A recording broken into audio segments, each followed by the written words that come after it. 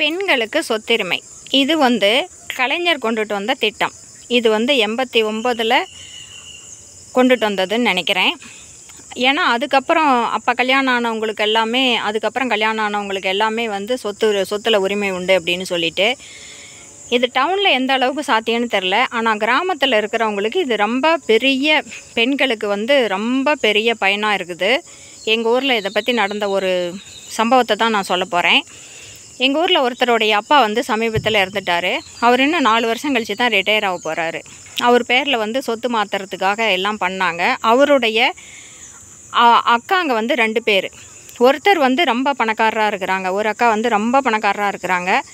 ஒரு அக்கா வந்து ரொம்ப, அவங்களுக்கு வந்து வீடும் சொந்த வீடு கிடையாது, அவங்க வந்து கூலி வேலைக்கு போயிட்டுருக்குறாங்க, அந்த மாதிரி இருக்கிறாங்க. அப்போ நடுவில் இருக்கிறவங்க என்றைக்குமே பிரச்சனை தாங்க. நடுவில் பஞ்சாயத்து பேச வர்றவங்க அப்படின்னு சொல்லிவிட்டு அவங்க சொந்தக்கார சித்தப்பா பசங்க பெரியப்பா பசங்க அவங்களே வந்துருக்குறாங்க. அவங்க வசதியாக இருக்கிறதுனால அவங்க கிட்ட ஃபஸ்ட்டு போய் கேட்டிருக்கிறாங்க, கையெழுத்து போடுறதுக்கு எவ்வளோ பணம் வேணும்னு. அவங்க 50 லட்சம் கொடுத்தா போடுறேன்னு சொல்லியிருக்கிறாங்க. சரின்னு சொல்லிட்டாங்க.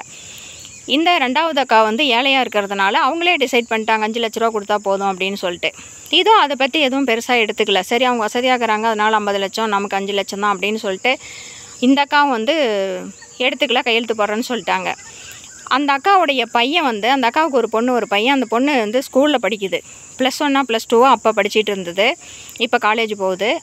அந்த பையன் வந்து ஒரு சிமெண்ட் கல் தயாரிக்கிற ரிங்கு கல் எல்லாம் தயாரிக்கிறாங்க இல்லைங்களா, வேறு எதோ தயாரிக்கிற அந்த கம்பெனியெலாம் ஒர்க் பண்ணுறான்.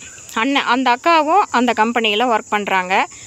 அன்றைக்கி வந்து ரெஜிஸ்டர் ஆஃபீஸில் வரேன்னு சொல்லியிருக்கிறாங்க. ரெஜிஸ்டர் ஆஃபீஸ்க்கு போகணுன்னு சொன்னப்போ இந்த மாதிரி எங்களுக்கு 5 லட்சம், எங்கள் பெரியம்மா வீட்டுக்கு வந்து 50 லட்ச ரூபா அப்படின்னு சொல்லி அந்த பையன் சொல்லியிருக்கிறான்.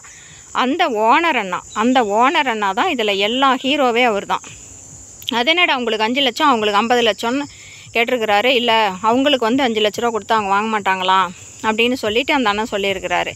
இன்றைக்கி நீங்கள் கையெழுத்து போட போக வேண்டாம், என்ன நடந்தாலும் நான் பார்த்துக்கிறேன்னு சொல்லிவிட்டு அவங்க அம்மாவை அவர் நிறுத்திட்டார். அதே கம்பெனியில் அந்த அக்காவும் வேலை செய்கிறாங்க. அம்மாவையும் மகனையும் நிறுத்திட்டார். அப்புறம் ரெஜிஸ்டர் ஆஃபீஸ் போயிடனவங்களாம் பயங்கர கோபம் வந்துருச்சு அவங்களுக்கு. அப்புறம் நடுமனிதர்கள் தான் 2 பேர். அவங்க வந்து உனக்கு அவ்வளோவாச்சா இவ்வளோவாச்சா அப்படின்னு சொன்னப்போ இந்த அண்ணா வந்து சொல்லியிருக்கிறாரு, அவங்களுக்கு 50 லட்சம்னா இவங்களுக்கும் 50 லட்ச ரூபா கொடுத்துட்டு நீங்கள் வந்து கையெழுத்து வாங்கிக்காங்க அப்படின்னு சொல்லியிருக்கிறாரு. அதுக்கு வந்து அவங்க எல்லாம் தப்பாக பேசியிருக்கிறாங்க. இவங்களுக்கு 50 லட்ச ரூபா முதல்ல என்ன தெரியுமா, அதை வச்சு எப்படி பொழைக்கணும்னு தெரியுமா அப்படின்னு சொல்லியிருக்கிறாங்க. இல்லைன்னா அவங்களுக்கும் 5 லட்ச ரூபா கொடுங்க அப்படின்னு அவர் சொல்லியிருக்கிறாரு. அவங்கக்கிட்டலாம் போய் நம்ம 5 லட்ச ரூபான்னு சொல்லிட்டு பேசினா கூட குற்றம். போய் பேச முடியுமா, முதல்ல 5 லட்ச ரூபா கொடுக்குறேன் கையெழுத்து போடுங்கன்னு கேட்க முடியுமா அந்த இடத்துல நின்று அப்படின்னு சொல்லியிருக்கிறாங்க நடுமனிதர்கள். உடனே இவர், நீங்களாம் மனுஷருங்க தானா, இது வந்து ஒன்றும் இல்லாமல் இருக்குது, இதுக்கிட்ட பணம் கொடுத்தா கூட உங்களுக்கு ஏதோ புண்ணியம் கிடைக்கும். அங்கே பணக்காரராக இருக்கிறாங்களோ அவங்களுக்கு போய் 50 லட்சம், ஏழையாக இருக்கிறவங்க 5 லட்சம். இல்லை, நான் கையெழுத்து போடுறதுக்கு விட மாட்டேன்னு சொல்லிவிட்டு இவர் வந்து நிறுத்திட்டார். அப்புறமே வந்து இவர் வந்து கேஸ் போடலாம் அப்படின்னு சொல்லிட்டு ஆதார் அட்டை எதோ எல்லாம் செலக்ட் பண்ணி அவர் வந்து கேஸ் போடுறதுக்கு எல்லா முடிவும் அவர் எடுத்துட்டார். அதுக்கப்புறம் இந்த பிரச்சனை கொஞ்சம் சீரியஸாக போனப்போ சொந்த பந்தங்கள்லாம் பாருங்கள், அவர் வந்து சொல்லியிருக்கிறாரு, இனிமேல் நாங்கள் செத்தா கோடி போட மாட்டோம், கொட்டி மோளம் போட மாட்டோம், மாலை போட மாட்டோம் அப்படின்னு எதோ சொல்லி தூத்து அனுப்பியிருக்கிறாங்க. உடனே இந்த சின்னக்காவும் உடனே இல்லை, எனக்கு எங்கள் அப்பா உறவு தான் முக்கியம். அவங்க வந்து கேட்டிருக்கிறாங்க, சொத்து முக்கியமா, சொந்தம் முக்கியமா, பணம் முக்கியமா, பாசம் முக்கியமா அப்படின்லாம் டைலாக் பேசியிருக்கிறாங்க. உடனே இதுவும் போய் நான் கையெழுத்து போடுறேன் அப்படின்னு சொல்லிடுச்சு. ஆனால் இவர் வந்து அந்த ஓனர் முதலாளி வந்து விடலை.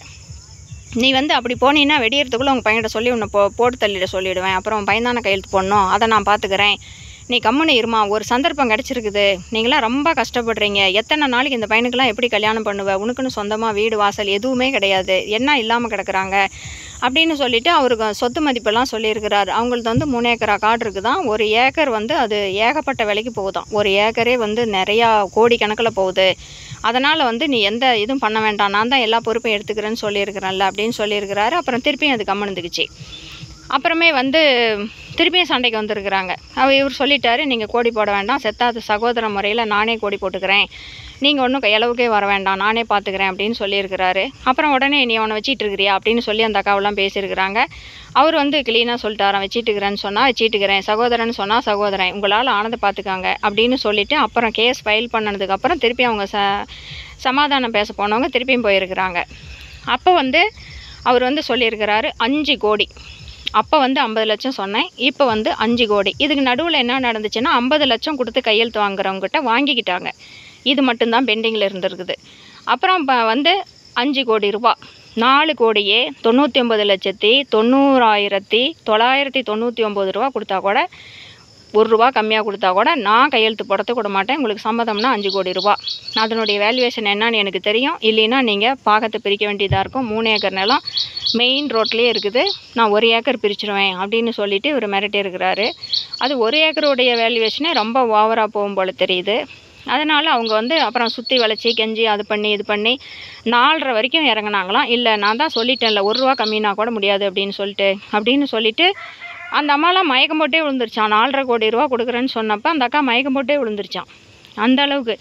ஆனால் அவர் வந்து சொன்ன மாதிரியே 5 கோடி ரூபா வசூல் பண்ணிட்டார். அப்போ எல்லாருமே என்ன சொன்னாங்களான்னா, இவர் வந்து 2 கோடி ரூபாயாவது இவன் ஆட்டை போடுவான், இவன் எல்லாம் சும்மாவா இந்த குதிக்கிறான் அப்படின்னு சொல்லிட்டு பேசிக்கிட்டாங்க.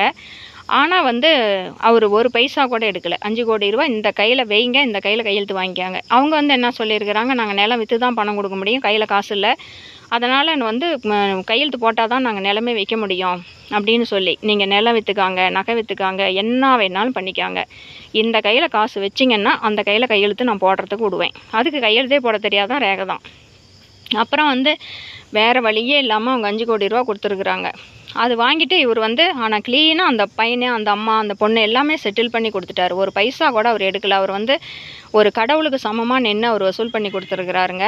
அது உடனே ஒரு பிளாட்டில் வந்து நிலம் வாங்கி 2 நிலம் 3 சென்ட்டுன்னு சொல்கிறாங்க, 6 சென்ட் நிலம் வாங்கி நல்ல பெரிய வீடாக, அவங்க தான் சிமெண்ட்டில் தானே வேலை செய்கிறாங்க, அதனால் சீக்கிரமாகவே ஒரு வீடு ஒரு இன்ஜினியர்கிட்ட கொடுத்து ஒரு வீடு, பெரிய வீடு. அந்த காலம் அந்த வீட்டில் எல்லாம் அது மாதிரி இருக்கிற வீட்டில் அது உள்ள கூட விட மாட்டாங்க. அதே சொல்லுது, என்ன இந்த மாதிரி இருக்கிற வீட்டில் உள்ள கூட விட மாட்டாங்க, இட்ஸோட வீட்டுக்கு நான் சொந்தக்காரியாக இருக்கிறேன் அப்படின்னு சொல்லிட்டு பெரிய வீடாக கட்டி கொடுத்துட்டாரு. அந்த பொண்ணு பேரில் பிளாட்டாக நிலம் வாங்கி வச்சுட்டாரு. 5 கோடி ரூபாய்க்கும் அழகாக கணக்கு கட்டிட்டாரு.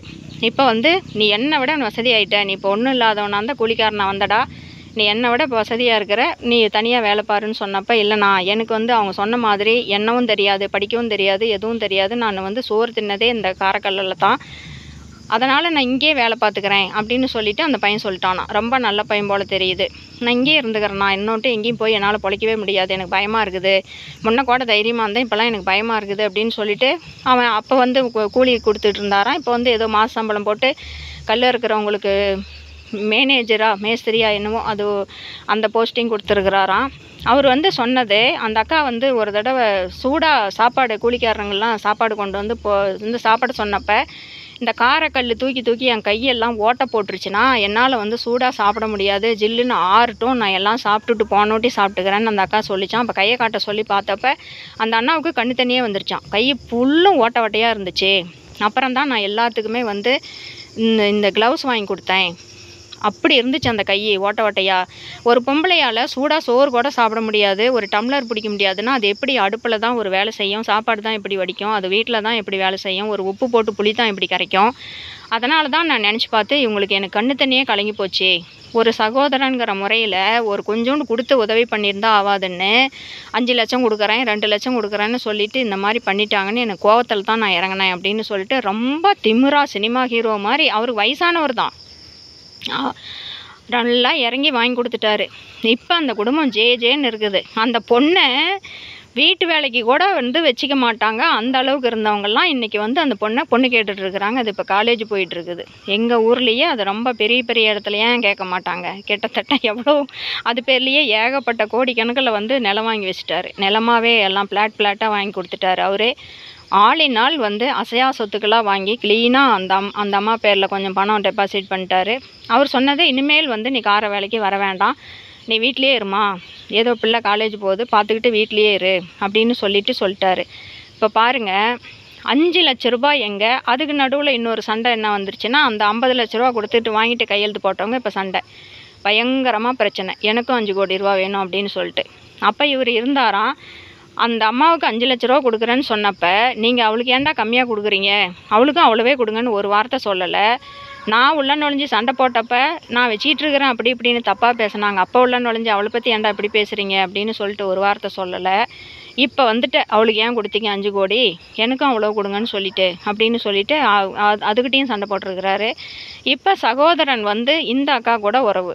கிரகப்பிரவேசத்துக்கெல்லாம் வந்தாங்க, நல்லா சாப்பிட்டாங்க, வேணுங்கிற சீர்வரிசையெல்லாம் அவங்க தான் புடவை அந்த பிள்ளைங்களுக்கு ட்ரெஸ் எல்லாம் எடுத்துகிட்டு வந்து கொடுத்தாங்க. பழம்லாம் தட்டமாக வாங்கிட்டு வந்து அவங்க தான் சீர்வரிசை எல்லாமே சகோதரன் பண்ணார். இப்போ அந்த அக்கா கூட வசதியாக இருந்த அந்த அக்கா கூட உறவில்லை. இந்த அக்கா அதோட பெருசாக இருந்துருச்சிச்சு. இப்போ அது கூட நல்ல உறவாக இருக்கிறாங்க. இப்போ அந்த குடும்பம் ரொம்ப, அதாவது நினச்சி கூட பார்க்க முடியல அப்படிங்கிற அளவுக்கு இருக்குது. அந்த வீடு வந்து செம்மையாக கட்டியிருக்கிறாங்க. அவங்களே எல்லாம் சிமெண்ட்டு மணல் எல்லாம் வச்சு வேலை செய்கிறவங்க தானே, அதனால் செம்மையாக இருக்குது அந்த வீடு. ஒவ்வொரு பெட்ரூம்லேயும் அட்டாச் டாய்லெட் பாத்ரூமோட மேலே மாடியில் ஒரு ரூமு, பொண்ணுக்கு எது கல்யாணம் ஆனால் தேவைப்படும் அப்படின்னு சொல்லிட்டு மேலே மாடியெல்லாம் ரூம் போட்டு க்ளீனாக ரொம்ப அழகாக கட்டி காம்பவுண்ட் சோறு போட்டு அந்த அம்மாவுக்கெல்லாம் இந்த ஒரு வாழ்க்கை வந்து அவர் வந்து கடவுளாக நின்று செஞ்சு கொடுத்துருக்குறாரு. அந்த மாதிரி ஏன் இப்படி நடுவில் இருக்கிறவங்க ஒருத்தருக்கு வந்து கூலிக்காரங்களாக இருந்தால் என்ன தெரியுமா, பணத்தை படிக்க தெரியுமா, என்ன பண்ணணும்னு தெரியுமா, அப்படி தான் கேள்வி கேட்பாங்களா? அப்படி இருக்கிறவங்க என்ன பண்ண தெரியும்னு இருக்கிறவங்க தான் இன்றைக்கி வசதியாக இருக்கிறாங்களா?